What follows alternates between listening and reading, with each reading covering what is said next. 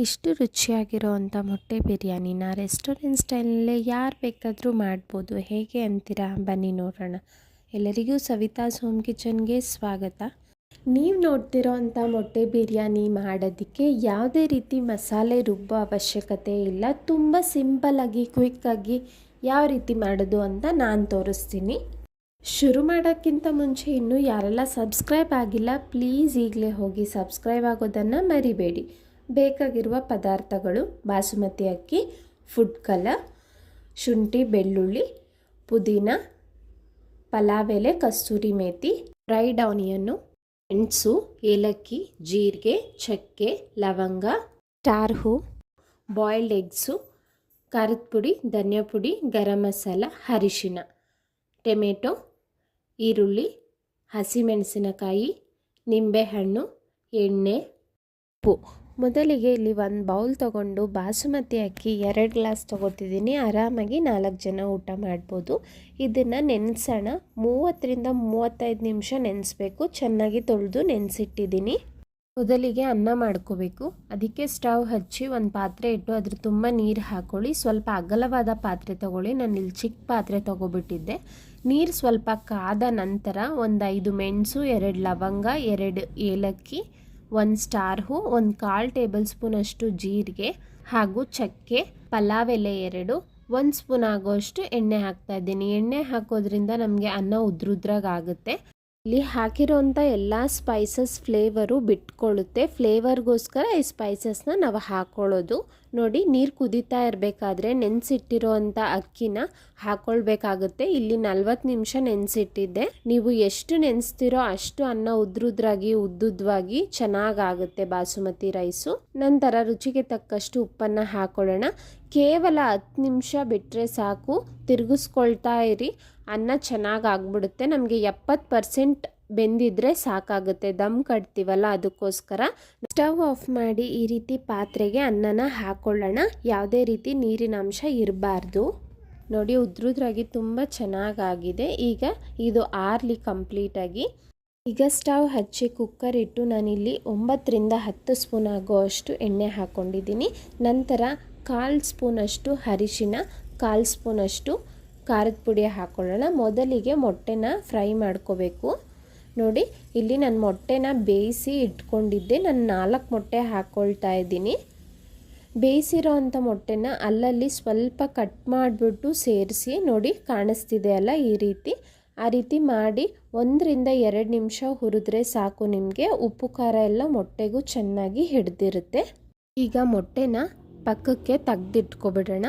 ನಂತರ ಇದೇ ಎಣ್ಣೆಗೆ 2 ಪಲಾವ್ ಎಲೆ, 2 ಇಂಚು ಚಕ್ಕೆ, 1/4 ಸ್ಪೂನಷ್ಟು ಮೆಣಸು, 6 ಲವಂಗ, 2 ಏಲಕ್ಕಿ, 1 ಸ್ಪೂನ್ ಆಗೋಷ್ಟು ಕಸ್ತೂರಿ ಮೇಥಿ ಇಷ್ಟನ್ನು ಹಾಕಿ 30 ಸೆಕೆಂಡ್ಸು ಫ್ರೈ ಮಾಡಿ. ನಂತರ 3 ಮೀಡಿಯಮ್ ಸೈಜ್ನ ಈರುಳ್ಳಿ ಉದ್ದುದ್ದ ಕಟ್ ಮಾಡಿಕೊಂಡು ಸೇರಿಸ್ಕೊಳ್ತಾ ಇದ್ದೀನಿ. ಈರುಳ್ಳಿ ಬಣ್ಣ ಚೇಂಜ್ ಆಗೋವರೆಗೂ ಫ್ರೈ ಮಾಡ್ಕೋಬೇಕಾಗುತ್ತೆ. ನಂತರ 10 ಎಸಳು ಬೆಳ್ಳುಳ್ಳಿ, 2 ಇಂಚು ಶುಂಠಿನ ಚೆನ್ನಾಗಿ ಚಚ್ಚಿ ಸೇರಿಸ್ಕೊಂಡಿದ್ದೀನಿ. ಫ್ರೆಶ್ ಆಗಿರಲಿ ಅಂತ. ನೀವು ಪೇಸ್ಟ್ ಬೇಕಾದರೂ ಸೇರಿಸ್ಕೋಬೋದು. ಇಲ್ಲಿ 6 ಹಸಿಮೆಣಸಿನಕಾಯಿನ ಹಾಕ್ಕೊಳ್ತಾ ಇದ್ದೀನಿ. ನಾನು ಇಲ್ಲಿ ಯಾವುದೇ ರೀತಿ ಕಟ್ ಮಾಡಿಲ್ಲ. ಇದು ಫ್ಲೇವರ್ಗೋಸ್ಕರ, ಖಾರ ಏನಿಲ್ಲ.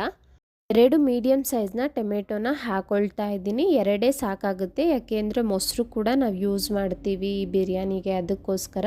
ಟೊಮೊಟೊ ಎಲ್ಲ ನಮಗೆ ಕಂಪ್ಲೀಟಾಗಿ ಸಾಫ್ಟ್ ಆಗೋವರೆಗೂ ಫ್ರೈ ಮಾಡ್ಕೋಬೇಕು. 2ರಿಂದ 3 ನಿಮಿಷ ಫ್ರೈ ಮಾಡಿ. ಟೊಮೆಟೊ ಎಲ್ಲ ಸಾಫ್ಟ್ ಆಗಿದೆ. ಈಗ 1 ಸ್ಪೂನ್ ಖಾರದ ಪುಡಿ, 1 ಸ್ಪೂನ್ ಧನಿಯಾ ಪುಡಿ, 1 ಸ್ಪೂನ್ ಗರಂ ಮಸಾಲ ಹಾಕ್ಕೊಳ್ತಾ ಇದ್ದೀನಿ. ಗರಂ ಮಸಾಲ ಇಲ್ಲ ಅನ್ನೋರು ಬಿರಿಯಾನಿ ಮಸಾಲ ಕೂಡ ಹಾಕ್ಕೋಬೋದು.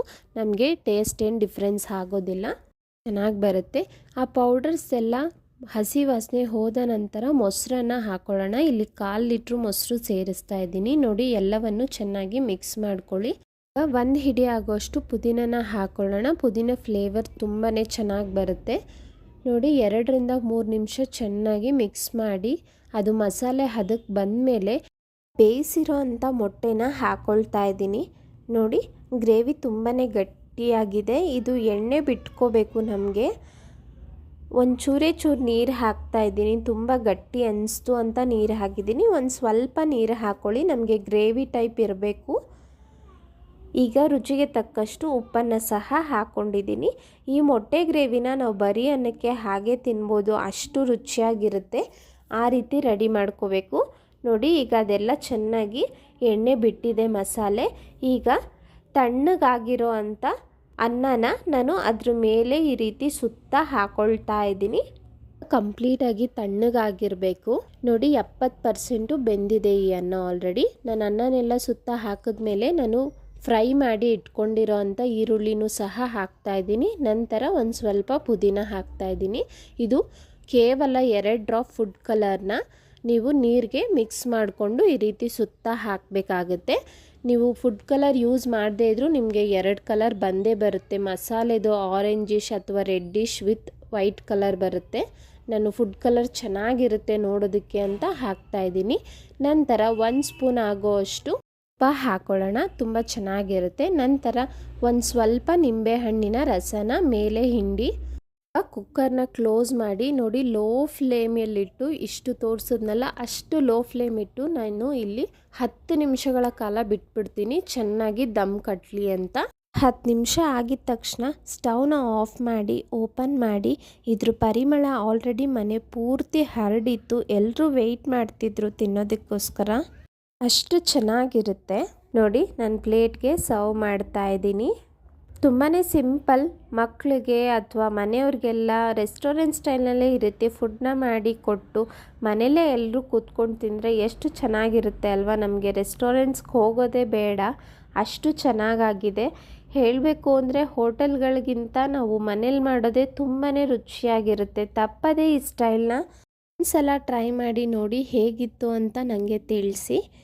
ನಮ್ಮ ಇವತ್ತಿನ ರೆಸಿಪಿ ನಿಮಗೆಲ್ಲ ಇಷ್ಟ ಆಗಿದೆ ಅಂದ್ಕೊಳ್ತೀನಿ. ಪ್ಲೀಸ್ ಲೈಕ್ ಮಾಡಿ, ಶೇರ್ ಮಾಡಿ. ಇನ್ನೂ ಯಾರೆಲ್ಲ ಸಬ್ಸ್ಕ್ರೈಬ್ ಆಗಿಲ್ಲ ಈಗಲೇ ಹೋಗಿ ಸಬ್ಸ್ಕ್ರೈಬ್ ಮಾಡಿ. Thank you.